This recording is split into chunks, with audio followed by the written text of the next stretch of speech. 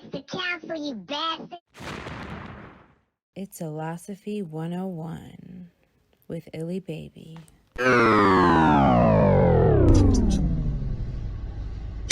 So, Peanut.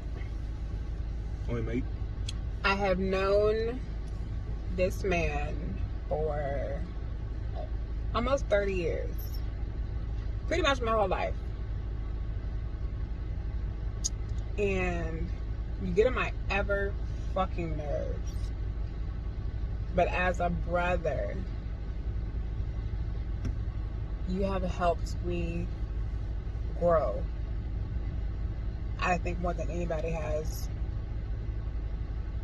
ever. Nobody understands the knowledge that is in that big ass fucking head of yours.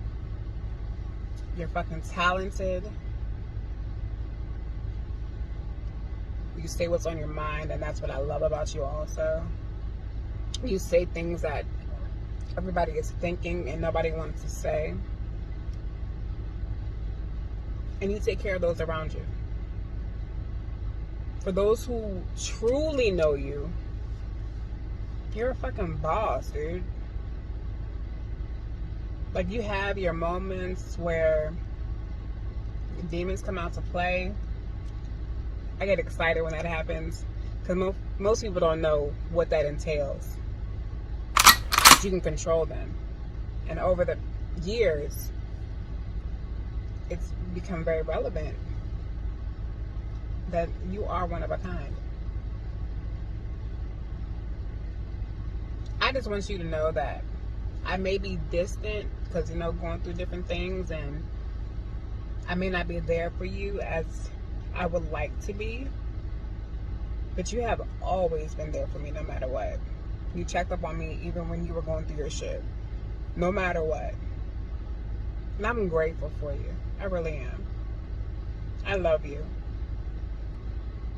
I love you. And congratulations on the final episode of this season.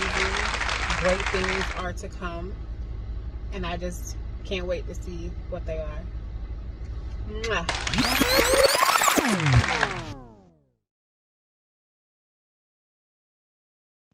Let me start off by saying this, people.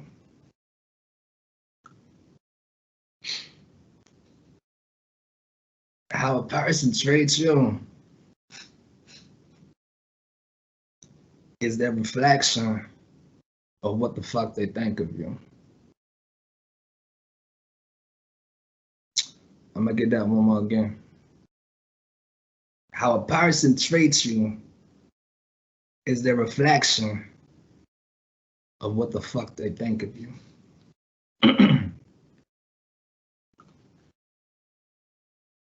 All right, so here we go. So when it comes to family differences and issues, it begins with a simple misunderstanding of things that can be truly resolved with an open mind and understanding. But I believe when one is silenced from explaining or expressing or drawing up their perceptions to where it's disregarded and cast aside, that's truly where all hell breaks loose. And then in that, the pillars of what upholds a family begins to crumble. And just like Jay-Z stated, nobody wins when the family feuds. The reason why, I'm kind of real jittery and weird about this is because, just like we've always stated, this is the mission of release. And in release, you got to face your demons. You got to face the mirror to yourself and see the flaws and understand that shit and address that shit for what the fuck it is, man. I was looking forward to doing this, but I had wrong intentions at first. You know what I'm saying? I'm human. But then, taking the time to understand what the fuck this is supposed to be a learning situation. Like, as I'm going through this, I'm learning something as I go. So I'm hoping as y'all people are listening to this shit, y'all walk away with like understanding something and then applying it to what the fuck goes on in y'all's lives. Dealing with the shit that I've always dealt with, it put me in a position of always being quiet and observant. Because I always felt that, you know, it was shameful for me to speak on the thoughts and the things that I truly fucking feel, because I never thought that this shit was ever fucking important to anybody. Until I was old enough to where I said, you know what, fuck it. I'm tired of like trying to make other people happy. I gotta be happy for myself because I cannot lose myself. And I feel like at times we do that shit to always please our family, to always uphold our family, but in doing that, we forget who the fuck we are. We are our individual selves. We have to have a life for ourselves. You can't be stamped on, you can't be looked at as your parents' child. Like, yes, you are your parents' child, but nigga, you're not your parent. You're yourself. And people have to see you and know you for you, not for what the fuck they done. You know what I'm saying? Like, that's just how I've always looked at that. A lot of children, you know, just coming up, sometimes you can come up in a household or come up in a family to where, not saying my situation, but I've seen other people, other families where kids can grow up and it's a realm to where their thoughts and their feelings are cast aside, and in growing up, they don't have no awareness that they have a voice. So they could be in their mid-20s or whatever like that and still not understand that, nigga, their thoughts do matter. They can think for themselves. They can be independent. Walk in your truths. Find your life. Find your path. Find your way. Like, niggas can be in like their junior year of college and they still don't understand that shit. Right. And that's where it gets very scary. I come from a big ass fucking family. My grandparents had 16 fucking kids, nigga. My dad's the youngest of fucking 16, so that means I have a bungalow, a shitload of motherfucking cousins. There's so many niggas out here that y'all niggas wouldn't probably even know I'm related to. And, you know, when you have a big family like that, it's one of those situations where, you know, you got those that are for you. Unfortunately, you got motherfuckers that ain't for you. Then you got niggas that you never ever really talk to, but you know it's all love when you see them. And sometimes it's kind of difficult in keeping track of all that shit. So I want to make it understood that with everything that's being stated so far, I love my fucking family. I'm blessed to know them. I'm blessed to be a part of their lives, the ones that I am a part of. But, you know, it can be very difficult at times. It can be very difficult at times to what we were specifying about the honor. Mm-hmm. It's very difficult to uphold that honor to motherfuckers that plot against you, that spoke bad against you, that's demeaned you, that's hypocritically criticized you when they do the same motherfucking thing. Like, I would have to leave a motherfucker with a question where, how do you honor the dishonorable? It's just something to think about. And I understand that, you know, even as a kid growing up, you know, there's been plenty of times when like shit like that would ever happen with me. And you keep a lot of that shit within. Mm-hmm. And like that can be a very burdening thing when you're holding so much shit within, and then all of a sudden, without any, you know, any preparation, a nigga just shoots the fuck off and starts doing a whole bunch of fucking crazy ass shit. But it's that buildup, you understand?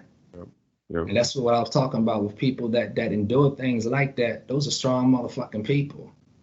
Because a person like you probably couldn't handle things like that. You know what I'm saying? And like, you gotta be able to acknowledge and just give a motherfucker some credit in the fact that they're trying to just stay afloat, because you don't know what the fuck is going on in their mind.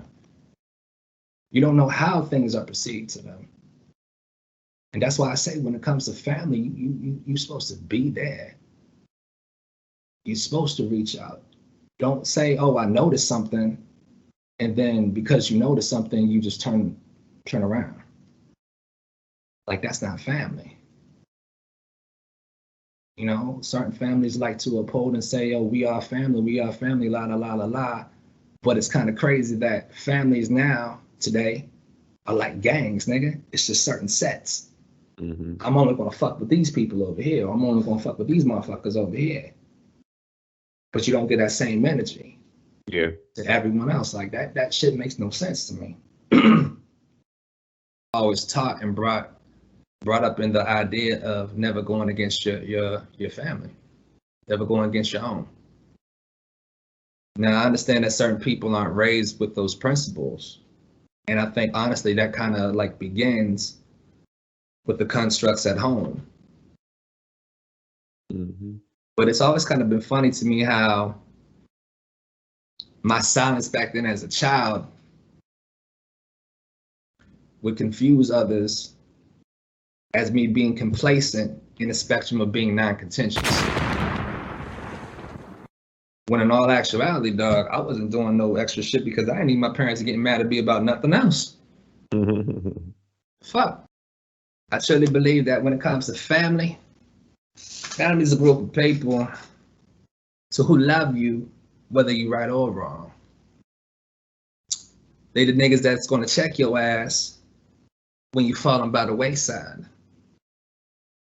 They're not here to discredit you or to harm you, but to pull you from slipping and losing yourself. Cause it's built on the basis of, nigga, we all we fucking got. Right. So in that, we have to hold ourselves accountable. And thus why I started stamping those specific people as the originals. You go on my fucking IG, you go on my Facebook page, you're gonna see me, you know, saying that hashtag all the time, the originals, the originals, the originals. And a lot of motherfuckers don't even know what the hell the originals are. But I'm gonna show you exactly where the fuck my mind was even at a young age. The originals, to me, I defined it as my origins ain't lacking shit. Mm. So, You know what I'm saying? My origins ain't lacking shit because at some point in time, these specific people have come into my life, and then uncommon to what I'm used to, these niggas decided to fucking stay around. To see me for who the fuck I am and love me in spite. Like, we're all at an age of accountability to know the things that we are fucked up in, the things that we're flawed in, and the things that are necessary of what we need. mm-hmm. And when you stumble upon people who do have those certain components, why the fuck won't you cherish that shit? Why would you not want to uphold that? Why would you not want to keep that shit close to you, nigga? Cause shit like that don't come every motherfucking day. Oh, it does not. So in that, man, I want to shout out to my originals real quick, man. Shout out to my brother Nathan. Shout out to Abram. Shout out to Christina. Shout out to Dana, Gabby, Dewan, Steven. Shout out to their spouses. Shout out to my nephews, Thomas, Anthony, David, Kenzie Kicks, and my niece Lily. Anytime I'm talking about family and specifics, these are the niggas I'm thinking of. You know what I mean? Yeah, that's what's up.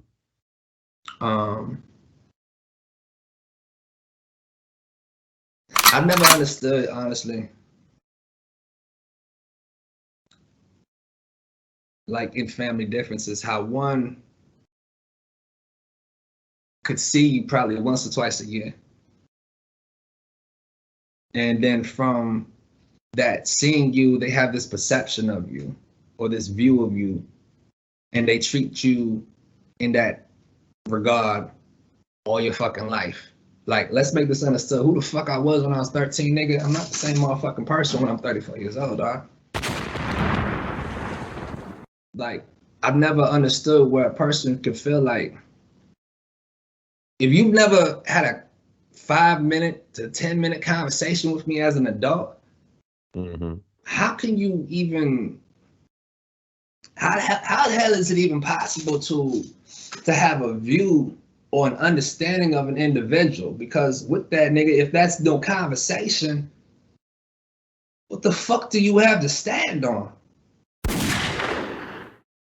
Like, I've never understood that shit, dog, ever. Shout out to those, man. Let me make this understood too. Shout out to the niggas that are related to me by bloodline that are loyal. Because I don't want to paint this picture that, you know, I got a whole bunch of fucked up people in my family. Because that's not the case. But just like every other family, you know what I'm saying? Like, there's highs, there's lows. There's ups, there's downs. There's people that are for you, there's people that ain't for you. You know what I'm saying? I'm just giving you the side of what I know. Sadly for me, my reality is it's been an overburdening, long fucking journey in dealing with that from a young until now. You know, everybody's story is fucking different. All I could speak on is what I know. Right. I've been blessed to be at a place where when times are rough, those individuals are my safe haven.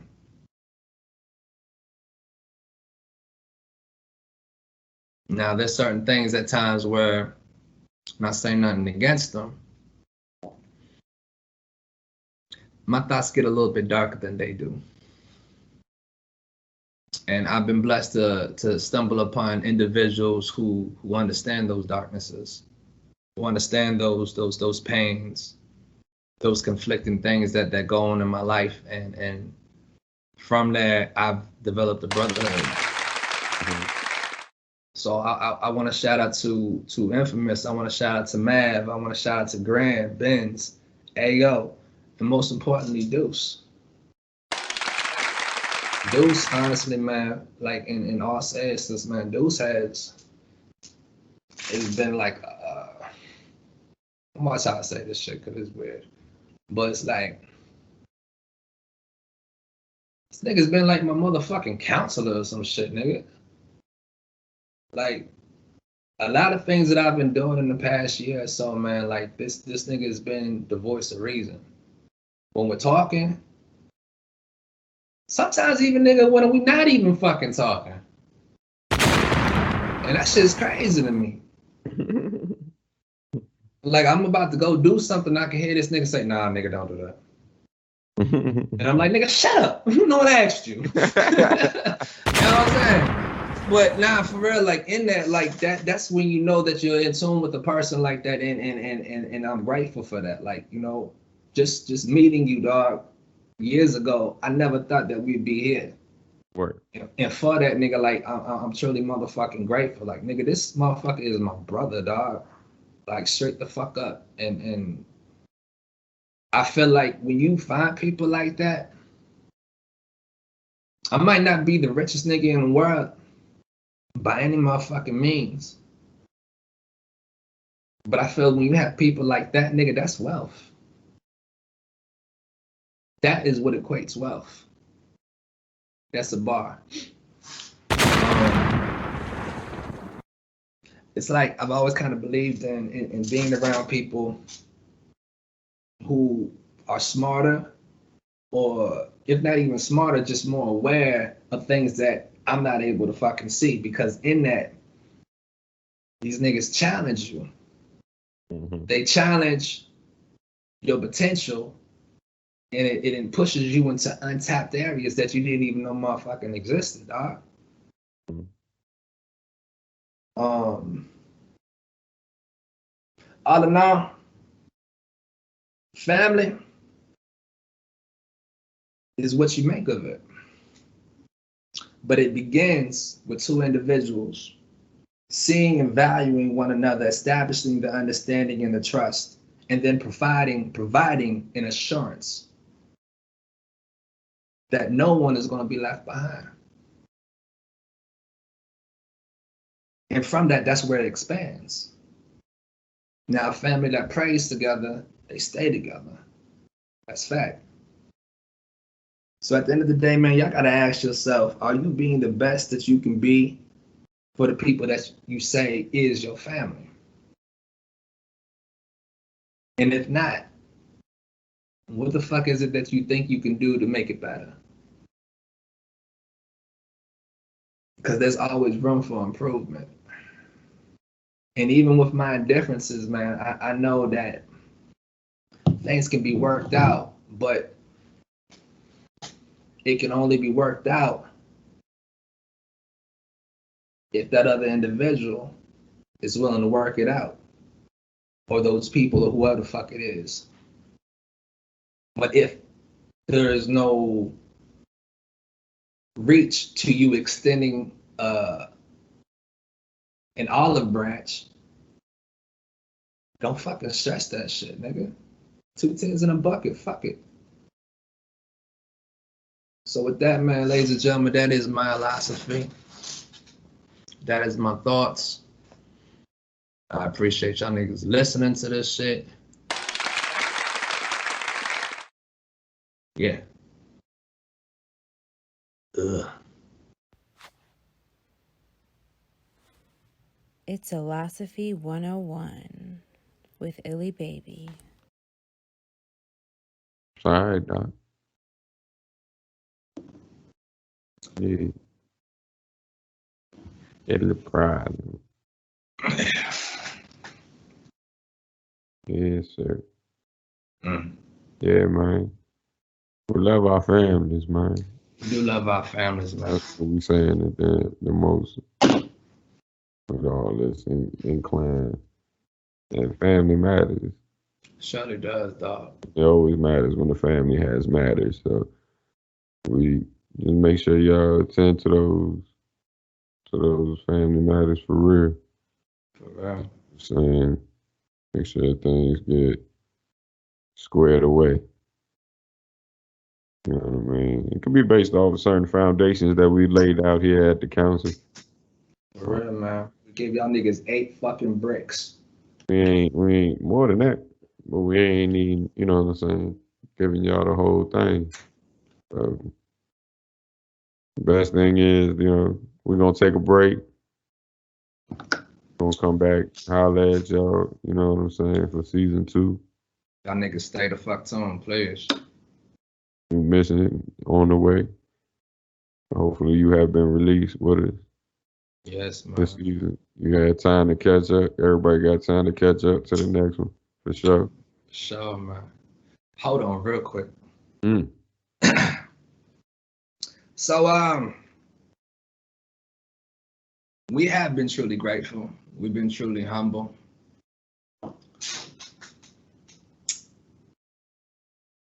We've gotten here. We've done things. We've accomplished a lot where niggas didn't even think that we even reached this part. Right. And like, y'all niggas don't understand how rough that shit is, man. It's not even like it's rough, but you don't understand the things that we've had to deal with behind the scenes because we don't speak about it. And I'm not gonna say we really gonna speak about it right now, but this is just a little bit of flex mode. For y'all motherfuckers who thought that we wasn't gonna get here, how the fuck you feel now, nigga? You know what I'm saying? Like, I think, Deuce, I think you need to clip the fuck up, man. Bring out all the arsenal. I think this is one if we're gonna walk away from this shit for the season, we need to dump. You ain't letting no bombs. We dumping on all these motherfuckers. You know what I'm saying? Flex mode, nigga. This is the fucking council. council, nigga. Types of fire. Crazy. This is a good fucking thing. This right here is I don't want to say it's monumental, but nigga, this right here is definitely an achievement that needs to be merited and respected. Yeah, for sure. No, definitely. Last episode of the season. We appreciate all the loyalists. And please, if you want to tune in, rewatch everything, you know where to go. Holla at us at thekingscouncil.com. Please, ladies and gentlemen, tune in, spread the word. Please. Rewatch, whatever you want to do. Tune in your favorite moment. You know what I'm saying? We definitely had too much fun. So much fun doing this with you, brother. God, it's been a motherfucking honor, nigga. I mean that shit. Right. So we to the next season. To the next motherfucking season, man. It's your boy Deuce Do. It's your boy motherfucking Boulevard P, nigga. I am the problem. We are the council, you Council out, bastards. ladies and gentlemen. You bastards, you bastards, you bastards.